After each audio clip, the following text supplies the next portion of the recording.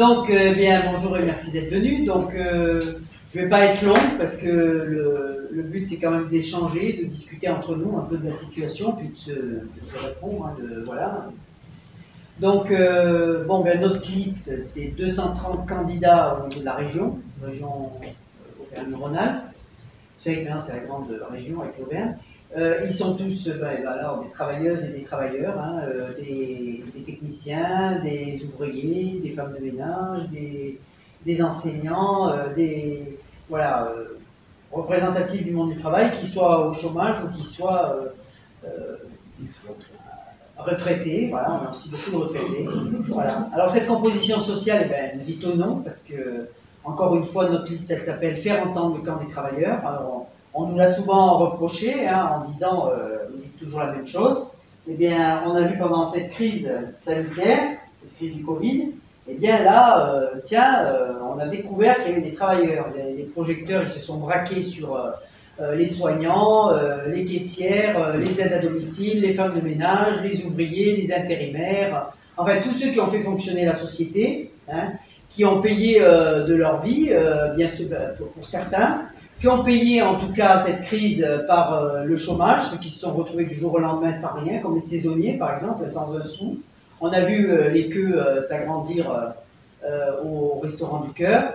Ils l'ont payé par le chômage partiel, par l'aggravation des conditions de travail. On pourra en discuter. Hein. Ce matin, on était anonyme, mais il y avait des témoignages, voilà, où un camarade d'une usine il racontait comment ils ont rogné un peu sur tout, y compris essayer de gratter sur les primes, sur les cadences, voilà, sous prétexte qu'il y a la crise du Covid.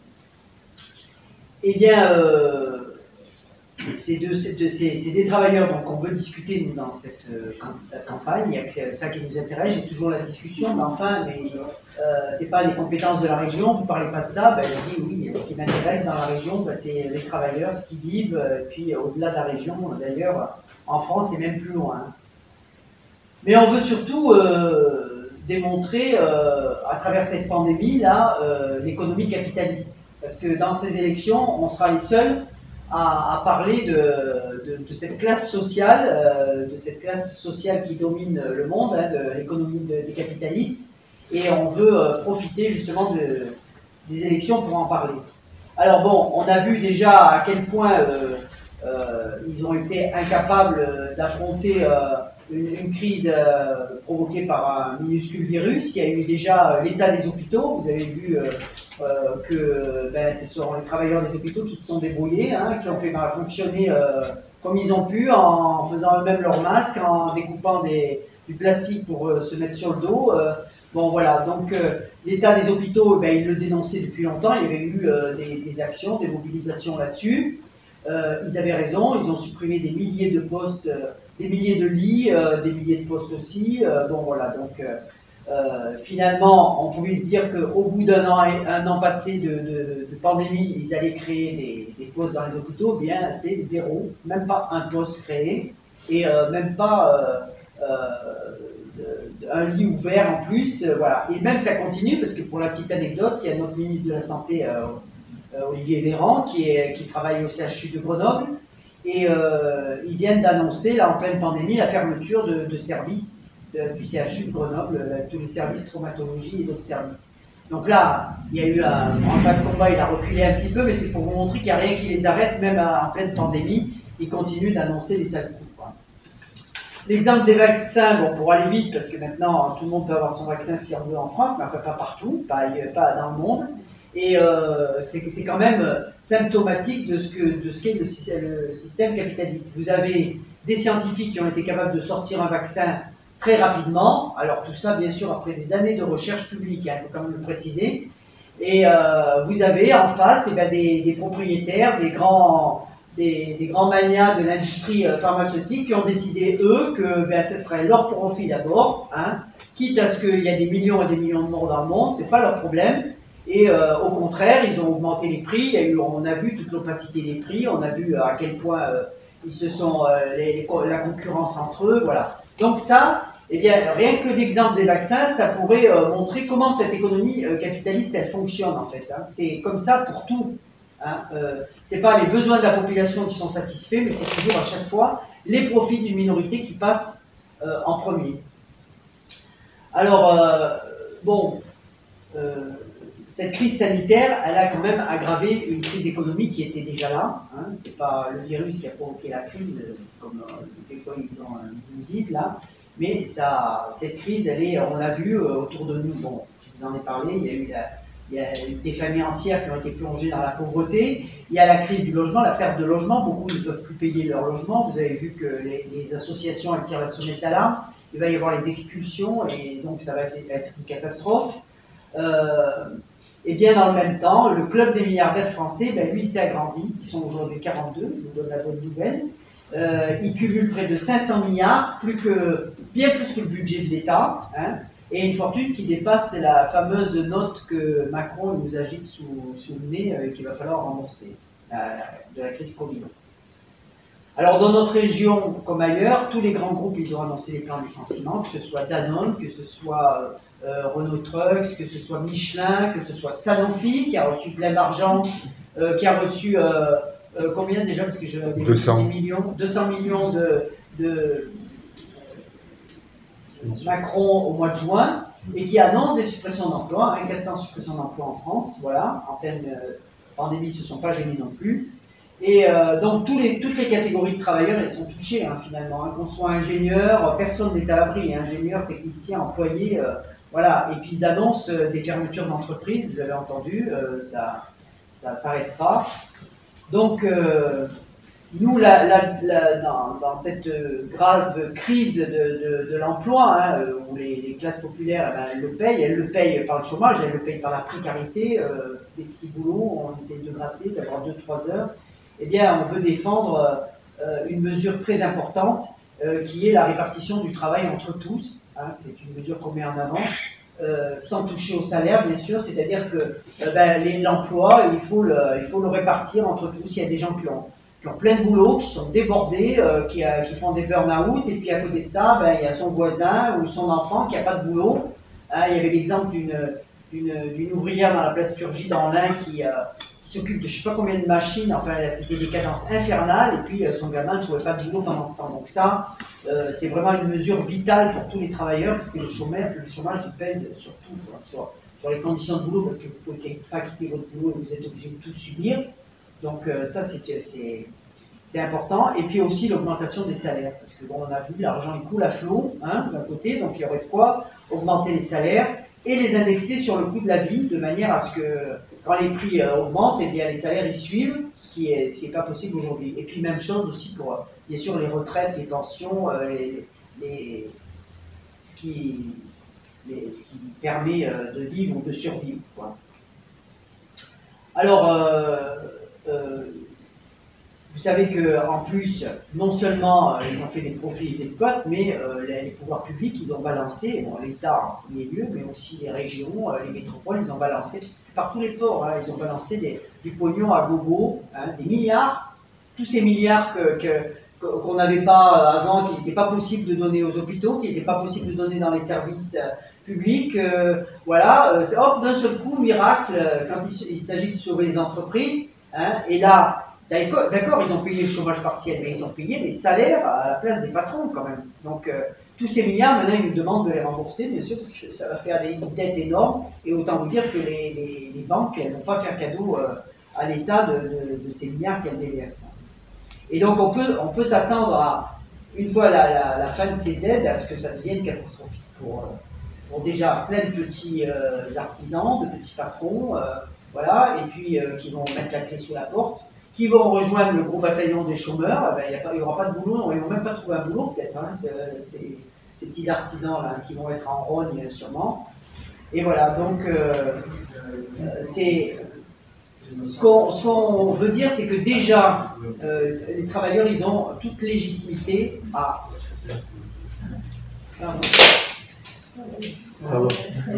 Ils ont toute légitimité à mettre en avant leurs besoins, à défendre leurs intérêts. Et le programme qu'on défend, ça répond déjà, la répartition du travail entre tous, ça répond à ce problème-là. Mais Au-delà, nous, on veut montrer que les travailleurs qui ont fait fonctionner la société pendant toute la crise, eh bien, ils peuvent aussi la gérer eux-mêmes, ils peuvent la diriger en fonction des besoins de la population et plus pour les profits d'une minorité. Donc ils sont capables, on pense que les travailleurs sont capables de gérer la société bien mieux que les capitalistes. Et c'est cette idée qu'on veut mettre en avant et que personne, bien sûr, mettra en avant non plus, parce que les autres partis, c'est voter pour moi, je changerai les choses, mais certainement pas les travailleurs qui sont incapables et qui ne peuvent pas diriger la société. Voilà. Je voulais dire un mot quand même. Bon, je sors toujours cet exemple. Vous savez, les capitalistes aujourd'hui, ils pensent qu'ils sont éternels. Hein, c'est pas possible. La société ne peut pas fonctionner sans eux, parce que c'est eux qui apportent les capitaux. Se disant, enfin, maintenant, c'est l'État qui apporte les capitaux, mais voilà, qui investissent. Et c'est un peu comme sous l'Ancien Régime, les aristocrates qui pensaient que de toute façon, Louis XVI, les grands seigneurs, eh bien, c'était un pouvoir immuable et que ça ne changerait pas. Eh bien, ils ont laissé la place à d'autres qui ne valent pas mieux, certes, peut-être aujourd'hui, mais enfin à la bourgeoisie, et leur pouvoir, il n'était pas éternel. Eh bien, nous, les capitalistes, on pense que c'est la même chose. Alors je veux dire deux mots quand même sur le danger aujourd'hui qui menace les classes populaires, c'est l'extrême droite et les idées réactionnaires sous diverses formes. Hein. Vous avez vu la montée de toute la surenchère que font les politiciens sur le sécuritaire, sur bien sûr en même temps en charriant toutes les idées réactionnaires, xénophobes, racistes, islamophobes contre les terroristes en même temps. Bon voilà, tout est balayé là-dessus, et ces les lois sécurité qui ont fait quand même réagir, tout ça, ça alimente un climat délétère, ça alimente surtout le fumier qui vient se déposer là chez Le Pen de plus en plus, et puis c'est elle qui en profite, parce que voilà, c'est elle là-dessus qui bat les records. Ils prennent prétexte de tout, quand même deux mots sur ces jeunes, ces images déchirantes qu'on a vues à la télé, de ces jeunes qui essayent d'avoir juste un peu d'humanité, de trouver un boulot, qui essayent de venir en Europe, qui est à Ceuta et à Melilla, là où on a vu ces milliers et ces milliers de mineurs. Bon, eh bien, ce qui déchire le cœur d'un être humain normalement constitué, ces démagogues, ils ont surfé là-dessus. Hein, il faut qu'ils rentrent chez eux, on ne peut pas accueillir toute la misère du monde, voilà. Par contre, le Maroc peut accueillir tous les Français qui veulent se faire bronzer au soleil quand ils veulent, et puis à commencer par les... Excusez-moi, j'ai beaucoup... Quand même, ils ramènent du pognon là-bas. Ah oui, ils ramènent du pognon, mais surtout ils en prennent beaucoup. Vous savez, les capitalistes qui vont au Maroc, et ben, je peux vous dire qu'ils exploitent le Maroc beaucoup plus, et voilà, c'est eux qui sont les responsables de la misère au Maroc, et c'est eux qui maintiennent aussi la dictature d'un roi qui se sent tout puissant. C'est parce qu'il a le soutien de la France et qui fournit en même temps les armes, etc. Donc là, ça, on trouve ça normal, enfin, qu'il soit là-bas. Par contre, que le pauvre jeune du Maroc, il essaye de venir travailler ici, ça, on trouve ça scandaleux, quoi. Voilà, c'est juste ce que je voulais dire, quoi. Voilà, et puis cette agitation, ça renforce aussi les forces extra-parlementaires. Vous avez vu quand même 2 tribunes de généraux, hein, qui menacent et qui disent qu'ils sont prêts à faire régner l'ordre s'il faut, hein, que la bourgeoisie peut faire appel à eux, en fait. Hein, alors non seulement contre les voyous des banlieues, tout comme ils disent, et puis les terroristes islamistes, mais pas seulement. Hein, ils mettent aussi dans le lot les gauchistes, enfin tous ceux qui soutiennent. Donc ça veut dire que ces gens-là, c'est un danger pour le monde ouvrier, hein, et que voilà, ils se proposent comme c'est une offre de service qu'ils font à la bourgeoisie avec leurs deux tribunes dans valeur actuelle. Voilà. Donc ça, c'est toutes ces attaques. Eh bien, il y a eu aussi l'attaque contre les militants de la CGT, hein, de mots quand même si c'est pas les mêmes, c'est pas les généraux, mais on a vu quand même qu'il y avait une bande de jeunes, on ne sait pas si c'est des Black Blocs, si c'est des gars d'extrême droite, ou si c'est des gars perdus qui ont envie de tabaser voilà, tout ce qui bouge, y compris de la police aux syndicalistes, et qui sont attaqués à des militants qui étaient là pour défendre leurs intérêts et rien de plus, hein, et qui montrent quand même leur haine un peu anti-ouvrier et capables de faire n'importe quoi. Ils peuvent être aussi recrutés par des milices d'extrême droite, hein, par des partis d'extrême droite, même plus féroces que ce que fait Marine Le Pen actuellement. Et ça aussi, c'est un danger, parce que ces jeunes qui sont sûrement peut-être révoltés, mais leur révolte, ils la tournent vers n'importe quoi et ils n'ont pas du tout de conscience de classe. Hein, ils n'ont pas la conscience que c'est la classe ouvrière finalement qu'il faut renforcer. Donc voilà, vous savez, des jeunes comme ça en rage, et bien on a vu dans l'histoire le fascisme, le nazisme, et bien ils ont su les recruter, ils ont su les embaucher pour former des bataillons contre la classe ouvrière et contre ces organisations. Voilà. Bon, donc cette crise, eh ben, elle va s'approfondir.